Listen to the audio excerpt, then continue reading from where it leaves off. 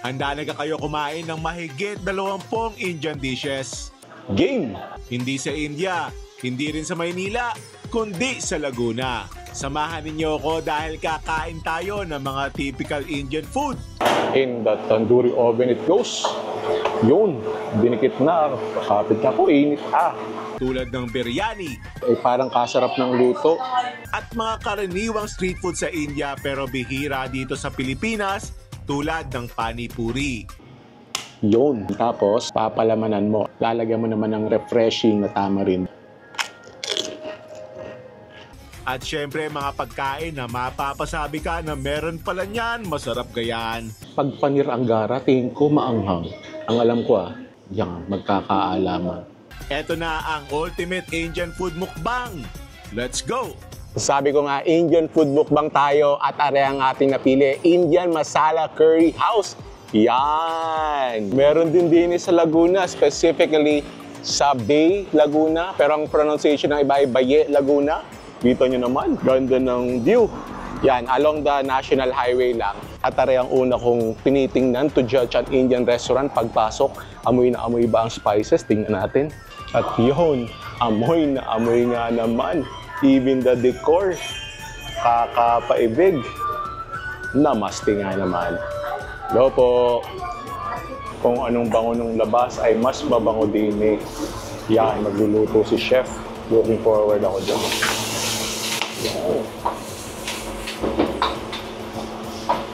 At yun, may tandoori oven sila dito. Ay, osyoso nga tayo dito. Yun, ilabagay na. Ooh, nice.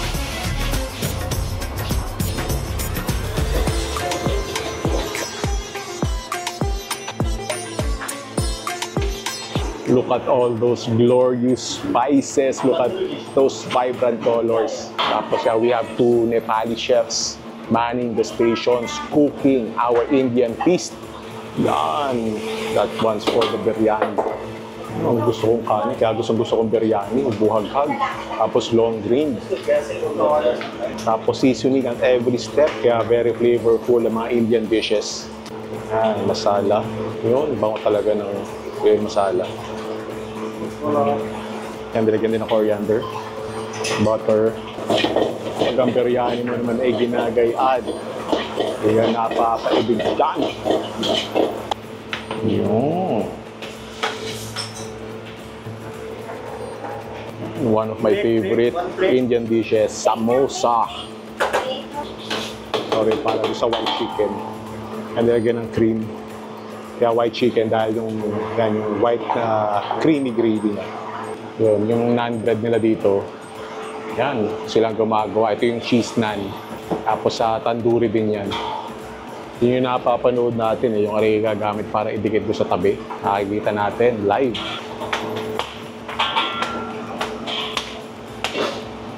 Yan.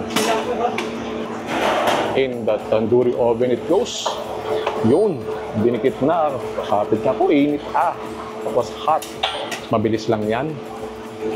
Yan, sanay tayo na sa pan niluluto. Pero ito talaga, sa tandoori oven yan. Starting to bubble. Nagkakaroon na ng kulay yan. Naluluto na yan. So sobrang init maski hindi yun nabalik na rin. Nagkakakulay na rin yung side na to. Naluluto na rin. Yan. So that's gorgeous. Yeah. Ayan, ari na yung almost half sa ating Indian food mukbang ngayon. May kakainin pa tayo mamaya na iba pang Indian food. Ari muna. Pero ari pa lang, very overwhelming. Yung amoy, yung itsura, kaya naman talaga sobra yung Indian food, nakakapaibig talaga. Very vibrant, ang daming flavors, ang daming colors, ang daming texture. At yun, tikman natin kung masarap din sa Indian Masala Curry House. Yan, try muna natin na ring dahi puri nila. So, may pani puri. Ito, dahi puri. Ito ay potato ang laman. Tapos yan, merong tamarind chutney. Lagyan din natin ng konti. Yan. Malamig yung tamarind chutney.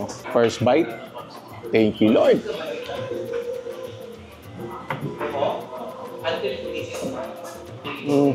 Probably one of the most refreshing dishes na nakain ko. Kahit isama mo sa mga drinks, sa mga refreshing dishes, very refreshing. Ang lamig sa katawan, ang lamig ng hagod. Tapos yung texture niya, yung crispy. Tapos sa loob, merong mushy na potatoes. Tapos yung mga crispy tomatoes, crispy onion, sweet, refreshing. Wow! Sarap nun. Bago natin balikan yan, baka tayo mabusog yan. Etong isang plato na to, kaya kong ubusin niya, maniwala kayo sa akin. Ang sarap niyan. Ito, pwede mong inumin. Yan, isa pang finger food, vegetable samosa. Yan. Ito yung parang empanada ng India.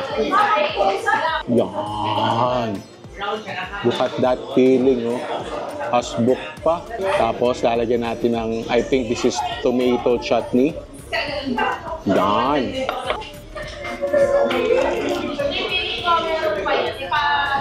Yung vegetable samosa, kahit potatoes lang yung gamit niya. Siyempre, potatoes, very filling naman talaga yan. Pero, very satisfying. That's the word I'm looking for. Kasi yung bigat sa katawan, yung flavor, yung Indian spices used, tapos yung crunchy na exterior. Vegetable samosa, kailangan talaga ito, must try ito, basta nag-i-Indian food ka. Papatagalin pa natin na ring mutton biryani. Nilagyan ko ng plato sa ilalim. At aripihong magtatapunan ay sayang naman. Sayang ang effort ni na chef, ay parang kasarap ng luto. Yan, oh. Try muna natin yung mutton lang sa biryani. Ito yung literal na flavor explosion talaga. Even yung kanin lang, flavor explosion. Yung mutton, ang lambot, walang anggo. Ito daw ang sauce niyan. So parang yogurt base siya na may tomatoes. Saka parang may pipino din. Saka little herbs. Yan, lalagay natin yan. Tapos, sabi sa inyo kahit kanin lang eh. Yan. Tapos, kutkutin natin na rin.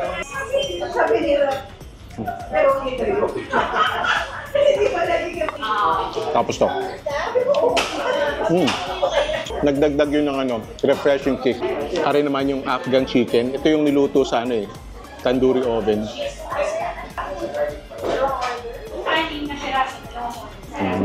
Para siyang curry chicken, pero smoky.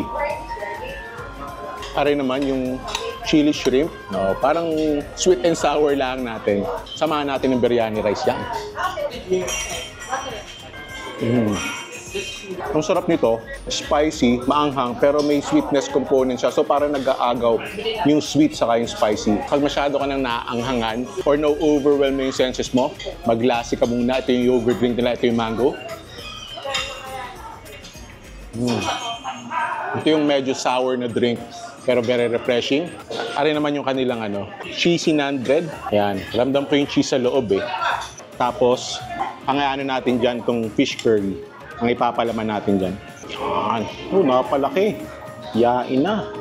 Hindi ka napapaibig dyan.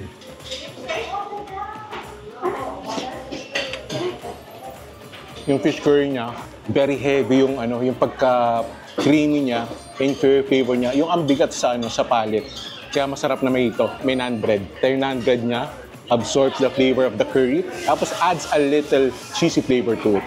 Aray naman, vegetable jaipuri. Yan. Uy, parang ang healthy. Tapos may mga crunchy na parang chips.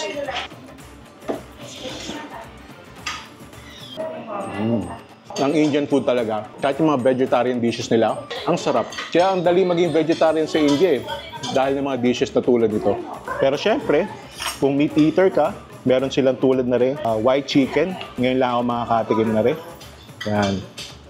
Creamy nyo.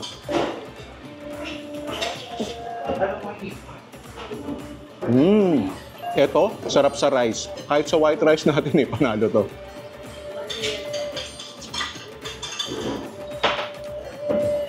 Ito, tapos meron din silang roast na lassi. Itong problema pag Indian food mukbang. Gusto mong ubusin lahat. Gusto mo ng food trip din pero may kakainin pa tayo dito. Ang dami pa natin kakainin doon. Dito rin sa Indian Masala Curry House pero sa San Pablo branch nila. Actually, marami silang branches. Meron din silang mga branches sa Manila, saka sa Cavite. Pa-flash ko dito. Kung mas malapit sa inyo yun, try nyo yun. Pero kung dito kayo malapit, dayuhin nyo to, Indian Masala Curry House. Dine sa Bay or Baye, Laguna. See you sa next one.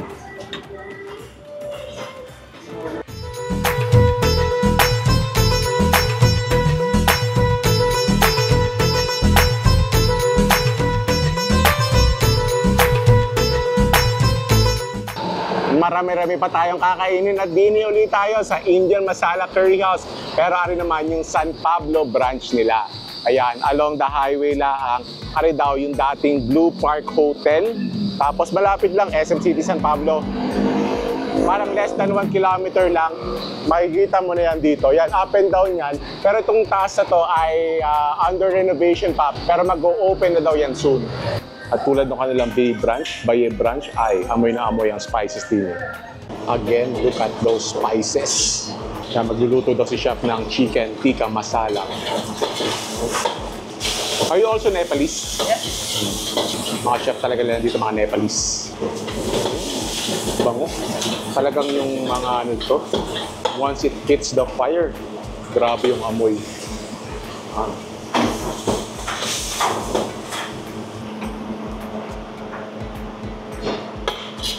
One dish done.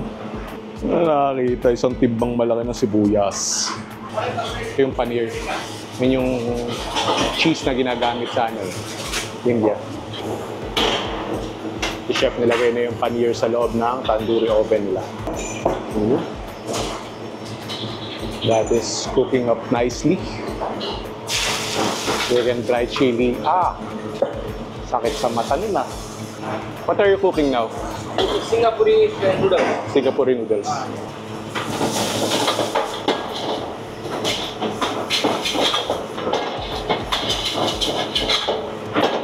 Yun, ilagay na ang noodles. Coriander. More spices.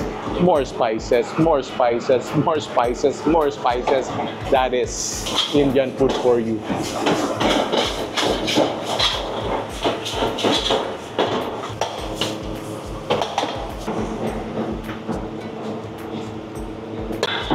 Yan, the big reveal. Let's see how it looks. Uy. Wow. Ganda. Looks really moist and juicy with the right amount of cherry. Nice.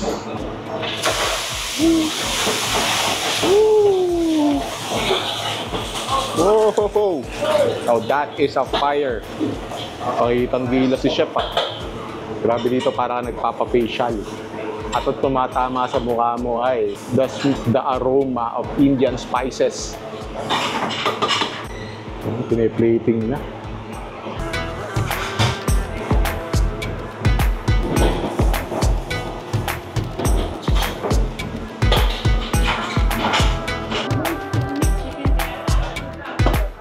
Mayroon yung kanina parang sizzling plate.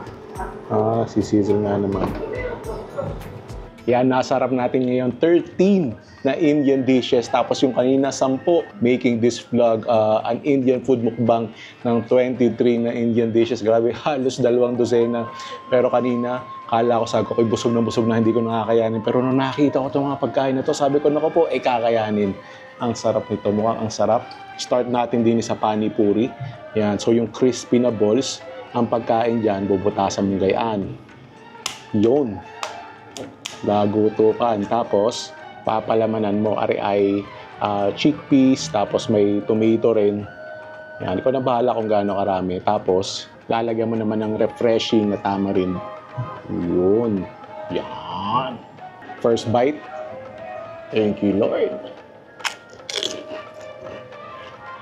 Yung pani puri talaga, basic na Indian street food, pero I can see the appeal. Ang daming flavors. Tapos yung gusto ko talaga dyan, yung contrast ng textures And yung tama rin talaga, sabi ko nga, pwedeng inumin. Yan, sunod na natin itong biryani rice. Chicken biryani naman to.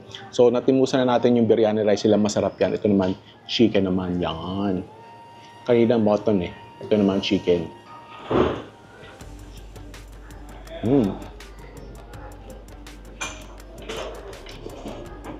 Kaya naman pala ang dami nilang pinaprepare kanina chicken doon. Malamang popular na popular to. Lagyan natin ng raita. Mas pasasarapin lang natin yung biryani nila. Ari naman yung hariyali fish na tikka. So, parang minarinate siya sa ano, parang mga herbs and spices. Interesting yung texture ng fish na to. Hindi siya flaky. Hindi siya yung parang mga normal na kinakain natin na fish ng mga tilapia. Ganun. Parang hindi. Parang hindi siya flaky. Almost a little mushy. Tapos yung flavor niya, medyo kulang. Kasi sasawsaw natin yan dito. Yan. Mint chutney. Kasi ito mga carrots daw to. Yan. Tapos, best eaten daw yan with biryani rice. Ari naman yung chicken malay tikka. Ito yung nakita natin kanina na niluto sa tandoori oven. Grabe yung juicy, oh. Hindi mo paghiniwala yung, yung juicy, oh.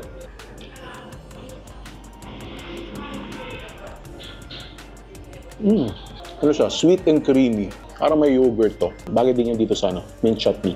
Actually, yung flavor nga niya, bagay dito sa biryani rice. Ari naman yung paneer. So, may garlic siya, tapos grilled din sa tandoori oven. Para siyang ano, yung texture niya, mukha lang siyang tofu, pero yung texture niya hindi parang tofu. Almost like hard na cottage cheese. Interesting din yung texture niya. Parang ang cheese yung texture niya. Tapos ang sarap ng pagkaka-garlic niya. Sa tatlong to, parang ito yung naging paborito ko. Ito na yung chicken tikka masala. Kainan natin, kasamahan na natin ng ano yan, garlic naan. Yan. Glorious bite. A little spicy. Ang creamy niya. Tapos ito, crispy na medyo chewy. Idiretso na natin din sa shrimp curry. Yan.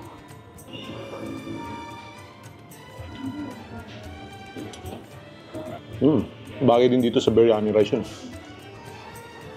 Pero to, bagay na bagay din sa plain rice. Medyo na-overwhelm na tayo ng mga spices. Try natin itong palutan nila. Tingin ko din yung matamis. Pero ang ganda na tingnan, no?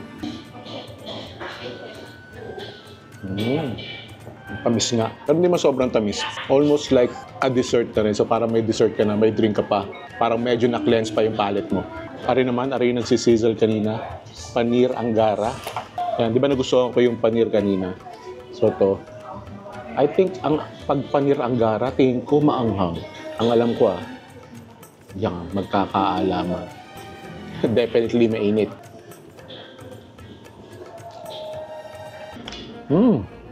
Maanghang, pero sarap. So far, ito yung paborito ko. Gusto ko yung texture. Bagay na bagay siya doon sa naan. May cheesy flavor din siya.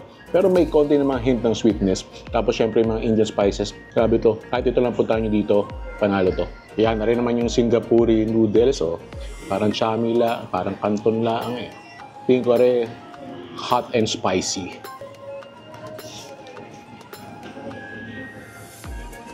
Yung noodles niya, medyo mushy. Tapos yung flavor, kung i-describe yung flavor, fresh yung flavor. Spicy, hindi ba sobrang spicy, hindi masyadong maanghang. Pwede ito, medyo plain yung flavor niya for me. Pwede mo ibagay doon sa iba. Ari naman yung gulab jamun. Na-try ko na ito dati. Ito yung parang pastillas ng Indian food. Tamis na rin. Hindi siya kasing tamis ng iba ko na nasubukan. May milky taste siya. Parang fried dough ang dating. Tapos inabsorb niya yung milky flavor sa aking sweetness. Yung mango tango mojito. After that meal, ito naman ang iinumin mo. Sarap to pagkasama mo barkada mo. Ito yung pagsasaluhan nyo, tapos ito yung drink nyo. Ang top 3 dishes ko dito, itong pani puri, a classic Indian street food. Must try. Basta nakita mo sa isang Indian restaurant, kailangan mo timusan yan.